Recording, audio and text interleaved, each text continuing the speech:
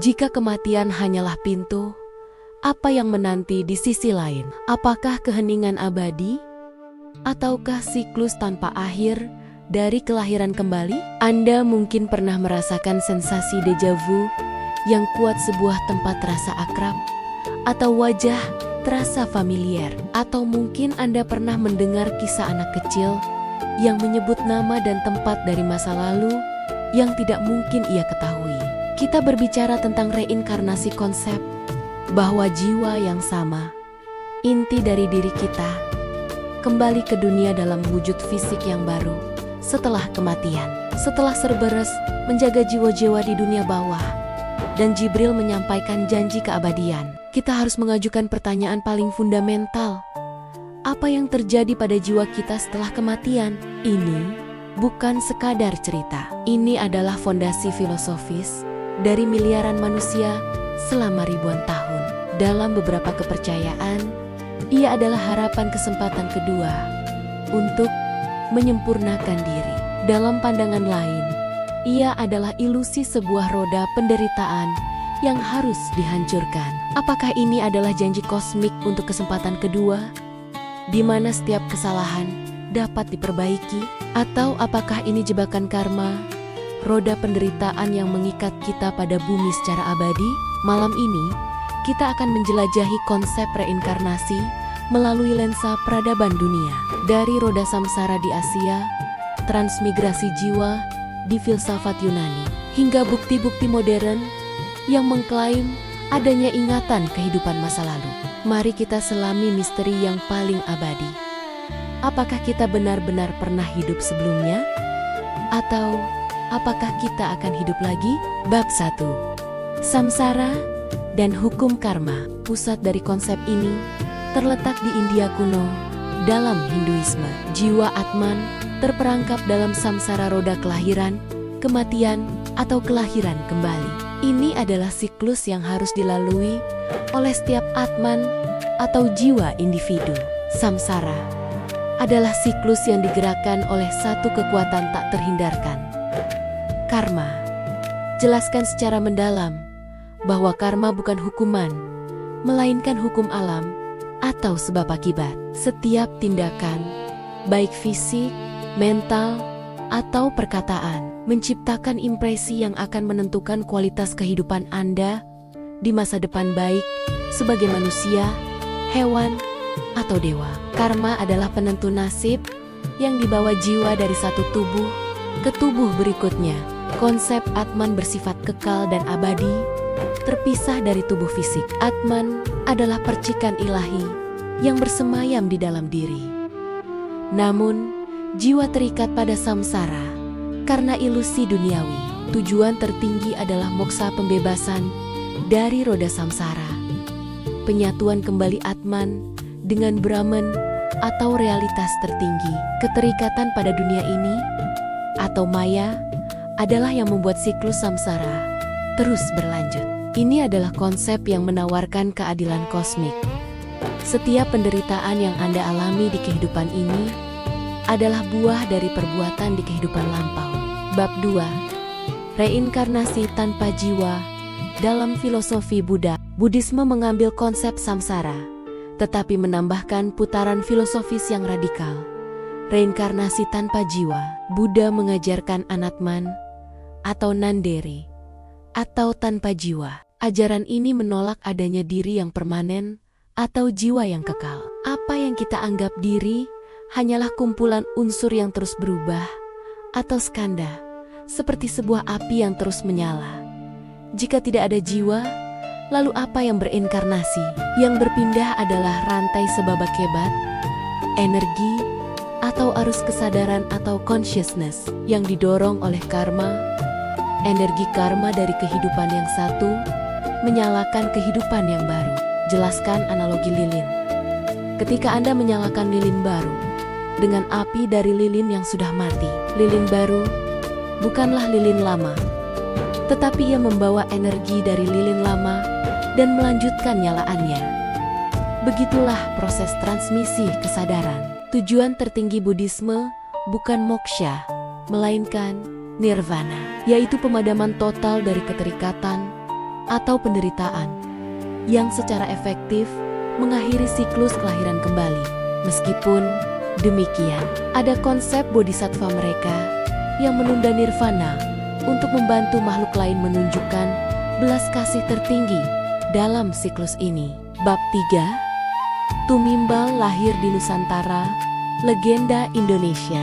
Konsep ini bukanlah monopoli India. Di Nusantara, terutama Bali, samsara bertransformasi menjadi tumimbal lahir, sebuah konsep yang sangat terintegrasi dalam adat atau folklore lokal. Tumimbal lahir Bali seringkali melibatkan keyakinan bahwa jiwa kembali ke dalam lingkaran keluarga yang sama. Kakek atau nenek dapat terlahir kembali sebagai cucu. Ini adalah reinkarnasi yang bersifat lebih personal atau sirkular. Tradisi penamaan anak Baliwayan, Made, Nyoman, Ketut bisa terhubung dengan siklus kelahiran, menguatkan ikatan bahwa jiwa leluhur tetap berada di dekat klan. Ritual ini bertujuan untuk menjaga keharmonisan komunitas. Dibandingkan dengan India, tumimbal lahir di Bali lebih menekankan pada dharma atau kewajiban di dunia ini dan menjaga keharmonisan komunitas. Ritual kremasi atau ngaben adalah upaya membersihkan atau membebaskan roh agar dapat melakukan tumimbal lahir yang baik. Ini menunjukkan bagaimana legenda ini membentuk kebudayaan atau ritual harian. Singgung secara singkat kepercayaan suku lain di Indonesia yang juga memiliki konsep jiwa yang dapat kembali dalam wujud baru, seringkali terkait dengan alam, hewan, atau benda suci, mengaitkannya dengan legenda atau folklore Indonesia yang kaya. Bab 4. Transmigrasi jiwa di Yunani kuno. Ribuan tahun yang lalu, para filsuf Yunani juga bergulat dengan siklus kehidupan, membuktikan bahwa reinkarnasi adalah ide yang universal. Perkenalkan Pythagoras, filsuf atau matematikawan terkenal. Ia mengajarkan metempsikosis transmigrasi jiwa. Jiwa dapat berpindah tidak hanya ke manusia lain, tetapi juga ke hewan. Konsep ini adalah alasan mendasar mengapa Pythagoras dan para pengikutnya menjalani gaya hidup vegetarian, karena mereka percaya bahwa memakan hewan berarti berpotensi memakan jiwa manusia. Ini adalah implikasi moral yang mendalam dari kepercayaan kuno ini.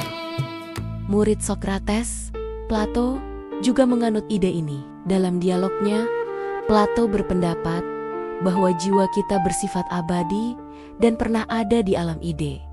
Ketika jiwa memasuki tubuh, ia melupakan pengetahuan itu. Oleh karena itu, belajar adalah proses mengingat kembali atau anamnesis pengetahuan yang sudah dimiliki jiwa dari kehidupan sebelumnya. Ini mengubah pandangan tentang edukasi dari pengisian informasi menjadi proses penyelidikan memori spiritual.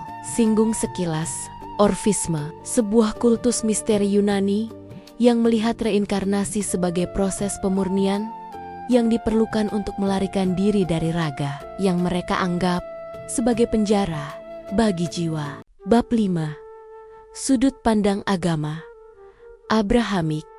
Bagaimana pandangan agama monoteistik yang dominan di barat dan timur tengah melihat reinkarnasi? Secara umum, Kristen dan Islam menolak reinkarnasi. Mereka menganut konsep satu kehidupan, satu penghakiman, diikuti oleh surga atau neraka. Konsep ini menekankan pertanggungjawaban di akhirat atau garis lurus waktu. Namun, ada pengecualian yang menarik. Dalam Yudaisme mistis Kabbalah, terdapat konsep Gilgul Nesamot. Gilgul adalah proses di mana jiwa atau nesyama dapat bereinkarnasi untuk menyelesaikan tugas yang belum usai atau untuk memurnikan diri, terutama jika kesalahan besar di masa lalu belum dapat ditebus. Ini adalah pengecualian yang menarik dari arus utama monoteisme. Perbandingan ini sangat kontras. Reinkarnasi adalah siklus abadi yang diatur oleh karma, sementara monoteisme adalah perjalanan linier yang diatur oleh kehendak Tuhan atau penghakiman sekali seumur hidup. Kedua pandangan ini menawarkan kerangka untuk memaknai hidup atau kematian. Bab 6. Studi kasus kontroversial. Ingatan masa lalu. Kisah-kisah ini telah menjadi subjek penelitian paranormal dan ilmiah selama puluhan tahun, menawarkan secercah kemungkinan bahwa reinkarnasi mungkin lebih dari sekadar legenda. Perkenalkan pekerjaan Dr. Ian Stevenson dari University of Virginia. Dr. Stevenson mengumpulkan ribuan kasus anak-anak kecil, seringkali berusia antara 2 hingga 7 tahun, yang mengklaim memiliki ingatan mendetail tentang kehidupan masa lalu. Fokus pada kasus yang paling meyakinkan, di mana ingatan anak-anak ini tentang nama, tempat, atau detail kehidupan yang diklaim cocok dengan catatan publik orang yang telah meninggal yang tidak mereka kenal. Bahkan, ia mencatat kasus-kasus di mana tanda lahir atau fobia anak sesuai dengan luka fatal atau trauma dari kehidupan yang diklaim. Meskipun ini bukan bukti definitif yang diterima oleh ilmu pengetahuan arus utama, kasus-kasus ini menantang model pemahaman kita tentang memori, kesadaran, atau batas antara hidup dan mati. Regresi hipnotis atau past life regression juga menjadi metode kontroversial yang digunakan untuk menggali memori masa lalu yang tersembunyi. Bab 7. Analisis filosofis, identitas dan memori secara filosofis. Reinkarnasi menimbulkan pertanyaan mendasar tentang identitas. Jika saya bereinkarnasi tanpa mengingat masa lalu, apakah jiwa baru itu masih saya? Ini adalah paradoks memori. Jika saya tidak dapat mengingat perbuatan buruk di masa lalu, bagaimana saya bisa bertanggung jawab atas karma tersebut? Dalam beberapa tradisi, seperti Buddhisme, kegagalan mengingat justru yang penting. Memori lama dianggap sebagai ikatan yang membuat kita terikat pada penderitaan. Kelahiran baru adalah kesempatan untuk memulai tanpa beban ingatan. Reinkarnasi menawarkan keadilan kosmik yang sempurna, di mana ketidakadilan di dunia ini, misalnya kemiskinan atau penyakit, dijelaskan sebagai hasil dari karma masa lalu. Ini adalah narasi yang menawarkan alasan, meskipun sulit diterima, atas nasib yang berbeda-beda. Bab 8. Reinkarnasi dalam budaya populer, bahkan tanpa terikat pada dogma agama. Ide reinkarnasi tetap hidup subur di budaya modern. Konsep ini telah diangkat dalam film, novel, atau game yang menggunakan tema reinkarnasi sebagai inti plot, seperti film Epic Cloud Atlas atau karya fiksi yang membahas karma dan takdir. Ide bahwa jiwa memiliki takdir yang terbentang melintasi waktu adalah daya tarik yang kuat. Reinkarnasi juga diadopsi oleh gerakan New Age yang seringkali menyederhanakan karma menjadi alat pengembangan diri, mengubahnya dari hukum kosmik menjadi semacam terapi spiritual. Musik, seni, atau literatur terus menggunakan tema ini untuk mengekspresikan harapan akan keabadian atau ketakutan akan siklus tanpa akhir dari kesalahan atau penderitaan, menunjukkan bahwa misteri ini akan selalu relevan bagi psikologi manusia. Bab 9. Kesimpulan. Siklus yang belum usai. Kita telah meninjau samsara, anatman, metempsikosis, dan tumimbal lahir. Apapun pandangan Anda, konsep reinkarnasi tetap menjadi salah satu narasi paling kuat yang pernah diciptakan manusia. Ia adalah jawaban atas ketakutan terbesar kita kematian dan janji bahwa kesadaran kita, energi kita, tidak akan pernah benar-benar padam. Reinkarnasi adalah cerminan dari keinginan terdalam manusia untuk tidak pernah benar-benar menghilang.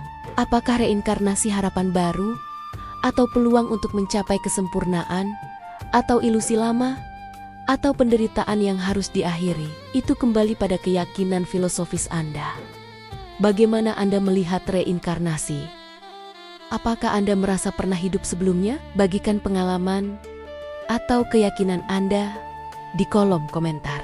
Like video ini dan subscribe channel Legenda Indonesia dan Dunia agar kita bisa terus mengungkap misteri terbesar di dunia, dari makhluk gaib hingga nasib jiwa.